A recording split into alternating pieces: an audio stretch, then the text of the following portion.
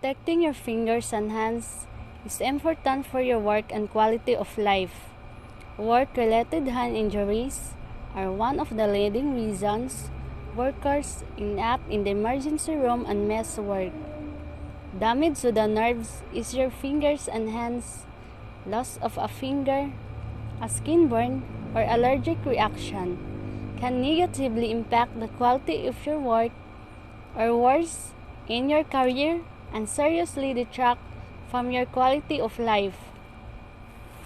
Potential hazards to hands and arms include skin absorption of harmful substances, chemical or thermal burns, electrical dangers, bruises, abrasions, cuts, punctures, fractures, or amputations.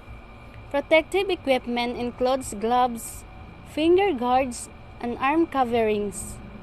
Employers should explore all possible engineering and work practice control to eliminate hazards and use PPE to provide additional protection against hazards that cannot be completely eliminated through other means. For example, machine guards may eliminate a hazard. Installing a barrier to prevent workers from placing their hands at the point of contact between a table saw blade and the item being cut is another method. The amount of dexterity needed to perform a particular manipulation must be weighed against the glove material recommended for maximum chemical resistance.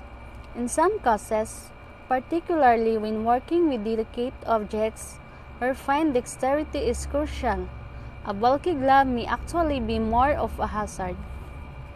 Workers involved in a wide range of occupation are exposed to a significant risk of death or injury from being struck by various objects in the workplace.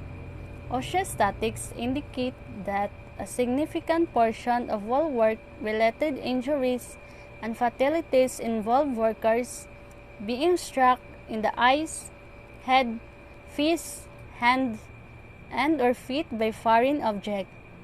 In the majority of these accidents, personal protective equipment was either not being used or being used improperly. This course series will cover an area of PPE and how to decide which PPE you need to use at your work. This course focuses on PPE for the hands and arms.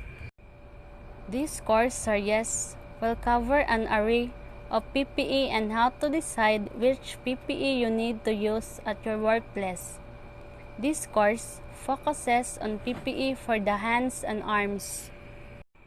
Always wear the appropriate hand and arm protection. Double your hand protection by wearing multiple gloves. When necessary, 2 pairs of disposable gloves for work involving biological hazards. For arm protection, wear a long-sleeved shirt, a laboratory coat, chemical-resistant sleeve, or gauntlet-length gloves.